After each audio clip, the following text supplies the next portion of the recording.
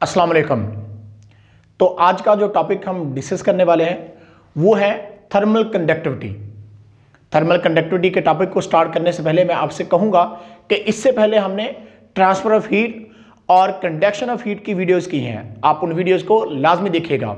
मैं डिस्क्रिप्शन में उनका लिंक भी दूंगा, क्योंकि उन वीडियोस के अंदर हमने आपको बताया था कि बेसिकली हीट ट्रांसफ़र कैसे होती है, और कंडक्शन ऑफ हीट में हमने ये चीज़ बताई थी कि heat flow from one place to another place जो है वो कैसे होती है, और सॉलिड के अंदर हीट कैसे ट्रांसफ़र होती है, ये कंडक्शन के प्रोसेस के अंदर बड़ी डिटेल में आपको हमने समझाया था। तो आप उन वीडियोस को देखेगा और उससे आपको हीट के बारे में, ट्रांसफ़र ऑफ हीट के बारे में काफ़ी ज़्यादा आपको हेल्प मिलेगी। और उस वीडियो को देखने के बाद आपको थर्मल कंडक्टिविटी जो है ये समझने में काफ़ी ज़्यादा आपके लिए आसानी रहेगी। तो स्टार्ट करते हैं। थर्मल कंडक्टिविटी को डिस्कस करने से पहले मैं आपको बताना चाहूँगा कि basically rate of flow of heat होता क्या है। अमाउंट ऑफ हीट जो है वो, या कह लो आपके कंडक्शन ऑफ हीट जो होती है वो मुख्तलिफ मटेरियल के अंदर मुख्तलिफ होती है। यानी हीट को कंडक्ट करने की जो एबिलिटी होती है वो मुख्तलिफ सबस्टांसेस के अंदर मुख्तलिफ होती है। फॉर एग्जाम्पल मेटल के अंदर जो हीट फ्लो होती है या जो हरारत का भाव होता है वो ज़्यादा तेज़ होता है। इंस्टेड अगर हम इंसुलेटर की बात करें, यानी हम रबड़ की बात करें या हम लकड़ी की बात करें, तो क्यों मेटल के अंदर rate of flow of heat ज़्यादा होता है, या rate of flow of heat, या आप कह लो कि क्विकली हीट ट्रांसफर होने की रीज़न क्या है। इसकी वजह ये होती है कि मेटल के अंदर फ्री इलेक्ट्रॉन्स होती हैं, जिस वजह से rate of flow of heat quickly जो होती है उसके अंदर। अब बात करते हैं rate of flow of heat जो है, amount of heat that flow in unit time. इकाई वक्त में जो हीट फ्लो होती है उसको बोलते हैं rate of flow of heat. Amount of heat that flow in unit time is called rate of flow of heat, या is rate of flow of heat.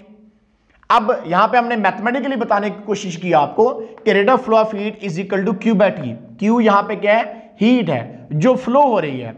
Amount of heat flow in unit time, यानी आप समझिएगा जरा, अगर ये मेरे पास एक block है और एक सेकंड के अंदर हम देखना चाहेंगे कि कितनी हीट फ्लो हुई है, वही इसका कहलाएगा rate of flow of heat. तो rate of flow of heat को लिखने का तरीका कार क्या है? मैथमेटिकली क्यू बाई टी है। क्यू यहां पे हीट है और टी यहां पे टाइम है। इसका यूनिट क्या होगा? Rate of flow of heat का यूनिट निकालते हैं। आपको पता है कि हीट जो होती है इसको हम जॉल में लेते हैं और टाइम जो होता है इसको हम सेकंड में लेते हैं। तो इस तरह से rate of flow of heat का जो यूनिट बनेगा वो बनेगा जॉल पर सेकंड। जॉल पर सेकंड जो है वो rate of flow of heat का क्या होता है? यूनिट होता है। यानी जब आपने मेजर करना है rate of flow of heat तो आपने जॉल पर सेकंड में मेजर करना है इसको। अब बात करते हैं थर्मल कंडक्टिविटी की, कि थर्मल कंडक्टिविटी क्या होती है। थर्मल कंडक्टिविटी को सबसे पहले हम डिफाइन कर लेते हैं। Rate of flow of heat across the opposite faces of a meter cube of a substance maintained at a temperature difference of 1 Kelvin is called thermal conductivity of that substance।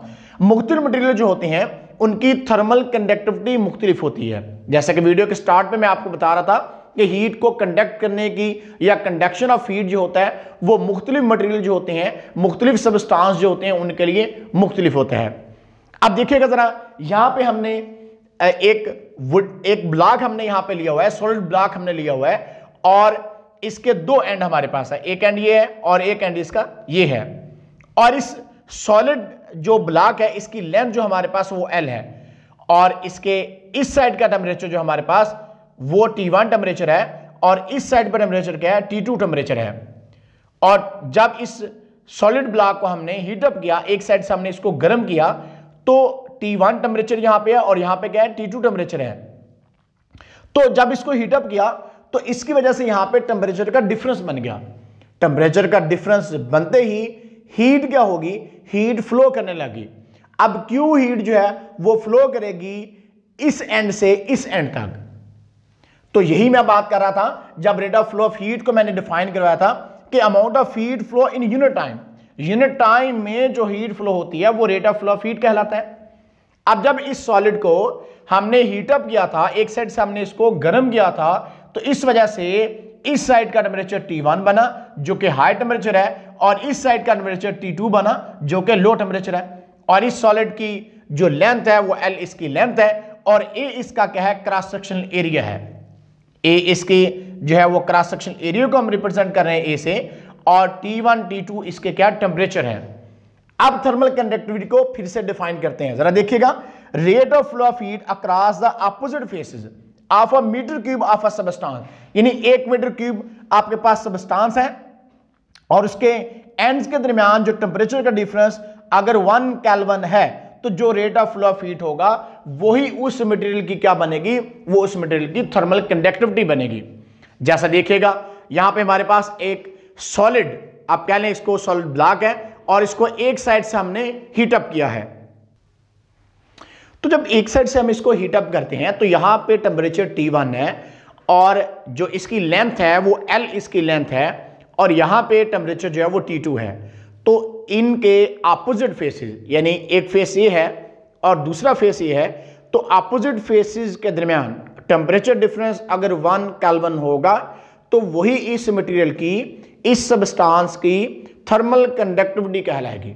ये हमने definition बताई थी thermal conductivity की, कि हरारत को conduct करने की, यानी थर्मल बेसिकली हीट ही है, हरारत ही है।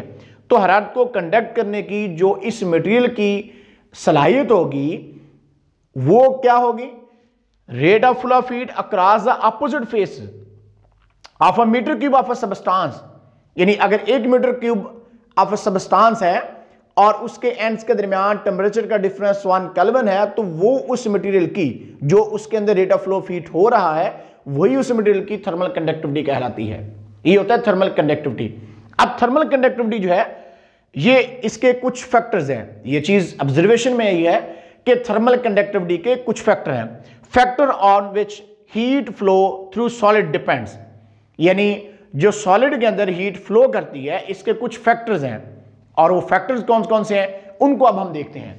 तो सबसे पहला फैक्टर है cross sectional area of solid, जैसे कि यहां पे दिखाया हुआ है, ये इसका क्रॉस सेक्शनल एरिया है। लेंथ ऑफ सॉलिड, कि सॉलिड के ऑपोजिट फेसेस की, यानी इस यहां से लेकर यहां तक इसकी लेंथ कितनी है। और then temperature difference between ends, इस एंड और इस एंड के दरमियान टेम्परेचर का डिफरेंस क्या है। तो ये चीजें जो है, यानी 3 फैक्टर यहां पे जो हम डिस्कस करने जा रहे हैं, ये rate of flow of heat के फैक्टर्स, कि rate of flow of heat जो होती है ये 3 फैक्टर्स पे डिपेंड कर रही है, और इनको अलग अलग अब हम डिस्कस करते हैं कि किस तरह से ये इन फैक्टर्स पे डिपेंड करती है। तो सबसे पहले cross sectional area of solid. अब cross sectional area of solid जो है वो rate of flow of heat के साथ उसका क्या रिलेशन है। तो cross sectional area of solid जो है वो ज्यादा होने का मतलब ये होगा कि जितना एरिया ज्यादा होगा उतना rate of flow of heat ज्यादा होगा।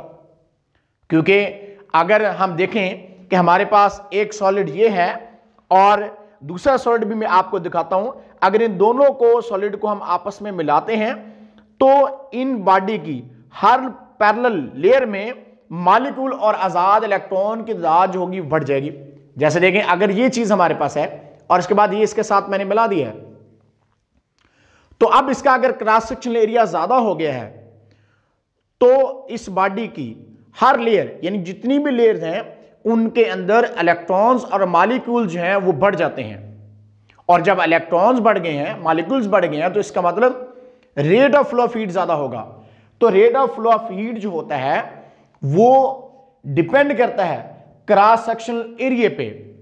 ये मैं बता रहा हूं आपको कि rate of flow of heat उतना ज्यादा होता है जितना क्रॉस सेक्शनल एरिया ज्यादा होगा, और rate of flow of heat उतना कम होगा जितना क्रॉस सेक्शनल एरिया कम होगा। यानी क्रॉस सेक्शनल एरिया जो है इसके rate of flow of heat जो होता है वो डायरेक्टली प्रोपोर्शनल है। बेशक आप यहां पे टाइम के साथ इसको लिख सकते हैं आप ऐसे, Q by T directly proportional to area, यानी जितना ज्यादा एरिया होगा उतना rate of flow of heat ज्यादा, क्योंकि इलेक्ट्रॉन्स और मॉलिक्यूल की तादाद बढ़ जाती है तो उतना rate of flow of heat क्या होगा, ज्यादा होगा। जितना क्रॉस सेक्शनल एरिया कम होगा उतना rate of flow of heat क्या होगा, कम होगा। तो इसका मतलब क्रॉस सेक्शनल एरिया जो है rate of flow of heat के डायरेक्टली प्रोपोर्शनल है। Larger the area of cross section A of the rod greater will B transformation of heat, यानी जितना एरिया बढ़ता जाएगा उतना rate of flow of heat ज्यादा होता जाएगा, और जितना एरिया कम होगा उतना rate of flow of heat क्या होगा, कम होगा।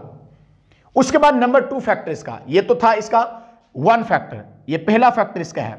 नंबर 2 इसका फैक्टर क्या है? नंबर 2 इसका जो फैक्टर है वो है लेंथ ऑफ सॉलिड।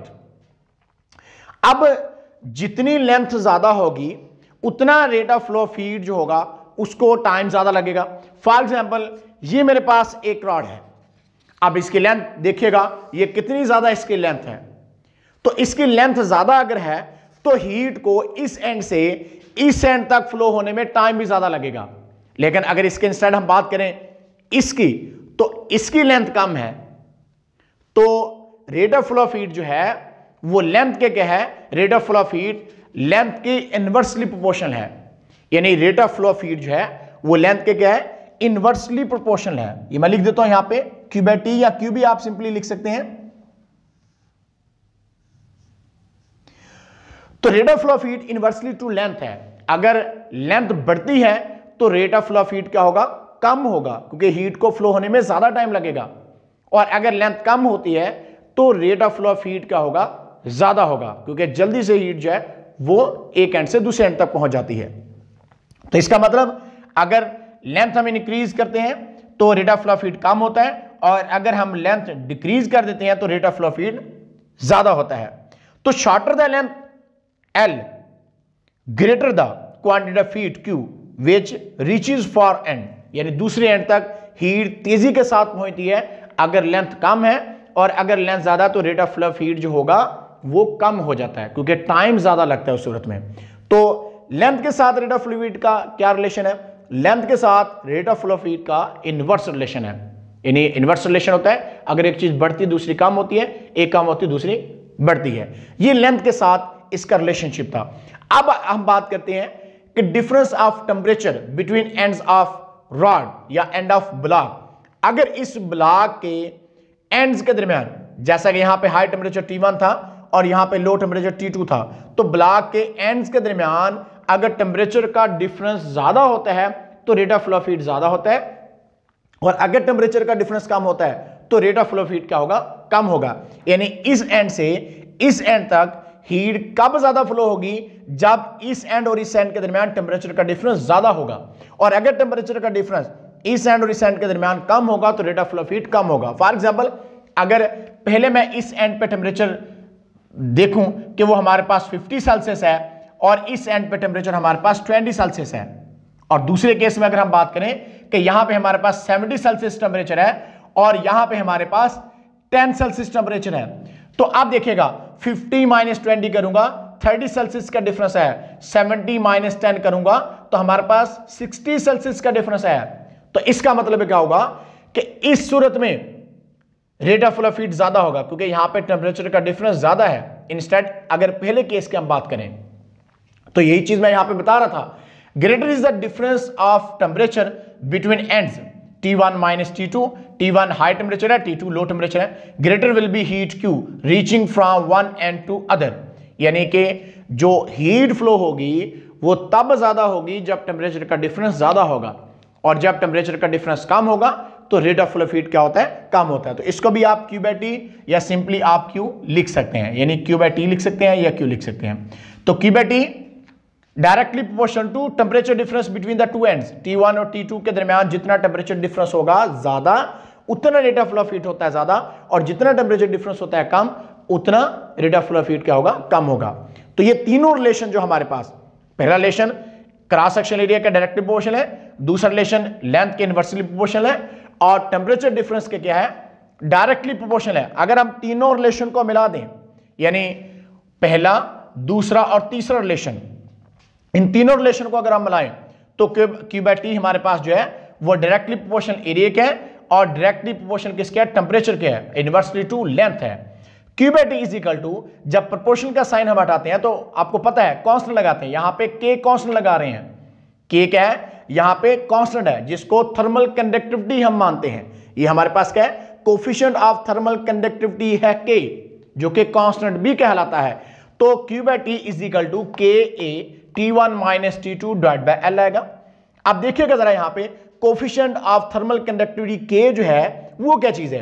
के is coefficient of thermal conductivity, it's value depend upon the nature of the substance. ये नेचर ऑफ सब्सटेंस पर डिपेंड करेगा। जैसे वीडियो के स्टार्ट में बताया था कि मुख्तलिफ मटेरियल जो होते हैं उनके हीट कंडक्ट करने की जो एबिलिटी होती है वो मुख्तलिफ होती है। मुख्तलिफ मटेरियल जो है वो हीट को मुख्तलिफ तरीकों से कंडक्ट करते हैं। तो इसीलिए थर्मल कंडक्टिविटी के जो है वो डिपेंड किस पे करती है? वो नेचर ऑफ सब्सटेंस पे डिपेंड करता है कि नेचर ऑफ सब्सटेंस क्या है। मेटल के अंदर rate of flow of heat ज्यादा होता है, इंसुलेटर के अंदर rate of flow of heat क्या होता है? कम होता है। तो Q/T हमारे पास इज इक्वल टू था KA T1 - T2 divide by L। अगर आपने इसमें से K निकालना है, थर्मल कंडक्टिविटी का कांस्टेंट K निकालना है, तो K इस साइड पे रहेगा, L इस साइड पे डिवाइड हो रहा है, इस साइड पे मल्टीप्लाई हो जाएगा, एरिया इस साइड पे मल्टीप्लाई इस साइड पे आके डिवाइड हो जाएगा, टेम्परेचर जो हमारे पास इस साइड पे मल्टीप्लाई इधर आके डिवाइड होगा। तो thermal conductivity K is equal to Q/T multiply L by A T1 - T2 हमारे पास जो है इसका रिलेशन आ जाता है। तो अब हम बात करते हैं थर्मल कंडक्टिविटी के यूनिट को कैसे निकालना हमने, यानी थर्मल कंडक्टिविटी को हम मेजर किस में करते हैं। तो देखिएगा जरा रिलेशन में आप K is equal to Q/T multiply L by area multiply T1 - T2 हमारे पास है। तो ये हम आपको यूनिट निकाल के इसका दिखाते हैं।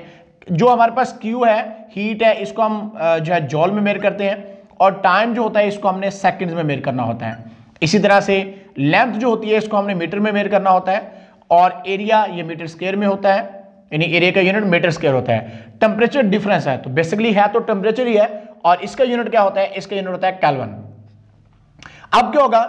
जॉल पर सेकंड हो जाएगा, और हमारे पास ये मीटर है और नीचे मीटर का स्क्वायर है, तो इसका मतलब 1 मीटर इससे कैंसिल हो जाएगा, तो हमारे पास जस्ट 1 मीटर रह जाएगा, और वो मीटर जब ऊपर जाएगा तो ये बन जाएगा पर मीटर। इस तरह से ये केल्विन ऊपर जाके पर केल्विन बन जाएगा। अब जॉल पर सेकंड जो हमारे पास होता है, ये chapter number 6 work and energy में आपको बताया था कि जॉल पर सेकंड जो है ये वाट के इज इक्वल टू होता है, यानी कि वाट और आ जाएगा जॉल पर सेकंड की जगह पे, और यहां पे आ जाएगा पर मीटर, और साथ में क्या आ जाएगा? पर केल्विन।